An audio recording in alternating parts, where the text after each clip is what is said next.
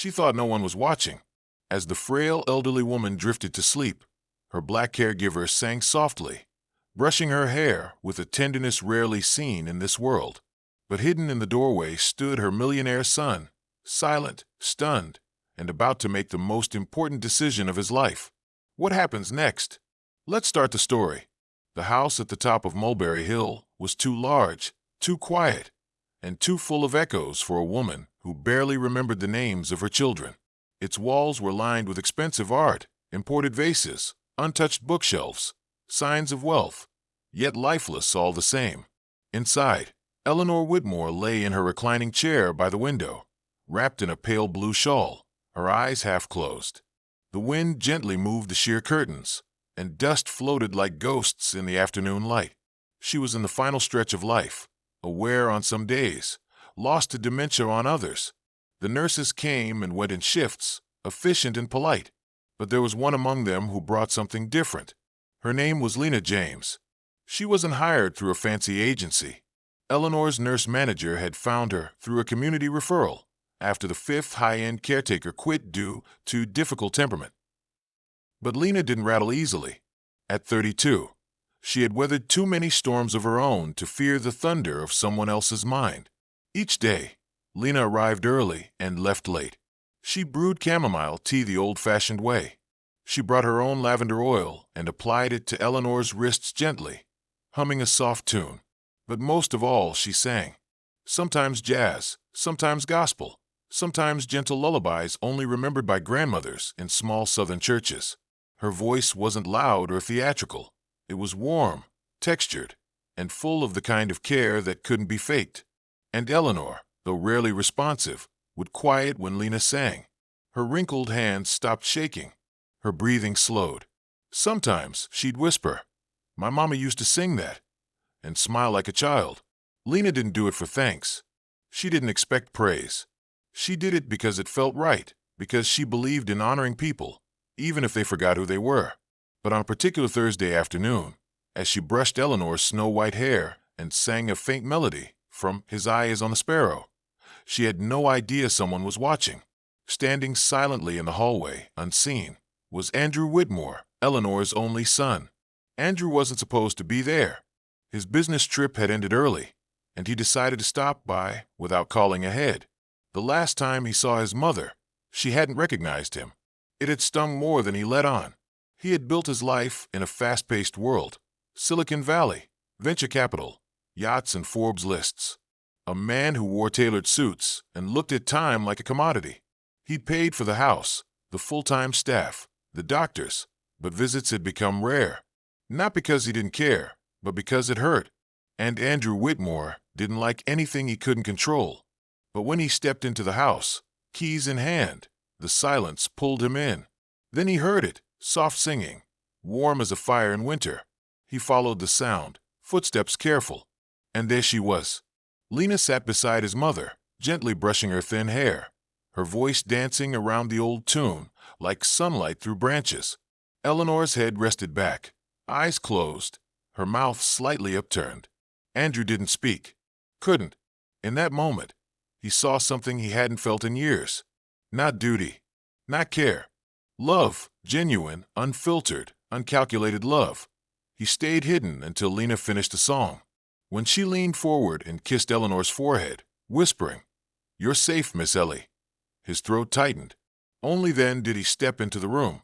Lena turned, startled. "Oh, I'm sorry. I didn't hear you come in." Andrew blinked, collecting himself. "No, I should apologize. I didn't mean to interrupt."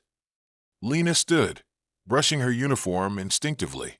"She's been resting better today. Responded a bit this morning. Called me Mama again." He nodded, eyes drifting to his mother. "She looks peaceful." Lena smiled softly. "She is most days." Andrew studied her, this stranger who had just cradled his mother's soul in a way no amount of money could buy. "I heard you singing," he said. "Oh." Lena chuckled awkwardly. "I do that sometimes. It helps calm her." "It helped me," he murmured. They stood in silence. "I'm Andrew, her son." "I know," she said gently. "She talks about you when the fog lifts." Not always by name, but she knows she loves someone. Andrew nodded, swallowing emotion. Can I ask something personal? Of course. Why do you care so much? About someone who might not even remember your name? Lena hesitated. Because even if she forgets, it matters that someone remembers. We're not just minds, we're hearts, too. She deserves dignity, and someone to love her, even in the forgetting. Andrew exhaled slowly. You're not like the others. Lena tilted her head. Others, the ones before. They came for paychecks. You're here for something else. She didn't reply. That night, Andrew stayed late. He watched Lena prepare Eleanor's tea, rub her hands with lotion, whisper soft prayers as she drifted off again. After Lena left, he sat by his mother's side for the first time in months. He held her hand. She didn't stir, but something in her grip faintly tightened. Tears filled his eyes. Over the following days, Andrew came more often. Sometimes he brought flowers, sometimes pastries, and always he asked Lena about his mother's care. What worked, what didn't, what made her smile. They spoke for hours sometimes. About caregiving, about memory, about music. He learned Lena had been a nurse for years, lost her own grandmother to dementia, and had once studied voice before financial hardship ended her dreams. I always thought singing would be my life, she said once, folding linens. Turns out, it still is, just in a different key. One evening, Andrew asked her to have dinner with him. It's not a date, he added quickly. I want to know the woman who sees my mother clearer than I ever did. Lena hesitated, then agreed. At the restaurant, she wore a soft blue dress and let her hair down. He noticed how people stared, not at her beauty, which was evident, but at them, a wealthy white man, a black woman in scrubs. The world still judged, but Andrew didn't care. By dessert, they were laughing, sharing childhood stories. She told him about growing up in the South, about church choirs and borrowed sheet music. He shared his fear of memory loss, of ending up like his father, a man who died with millions in the bank and no one at his funeral. That night, he didn't walk her to her car. He stood outside and watched her drive away, heart thudding in a rhythm unfamiliar and overwhelming. Weeks passed. Eleanor's condition declined slowly, as expected, but her final days came faster than anyone prepared for. One morning, Lena found her still, cold, yet smiling. The tea was untouched. The brush rested beside the chair. She was gone. Lena didn't cry until she sat in her car. She sobbed there for 20 minutes before calling Andrew. He was there in 10.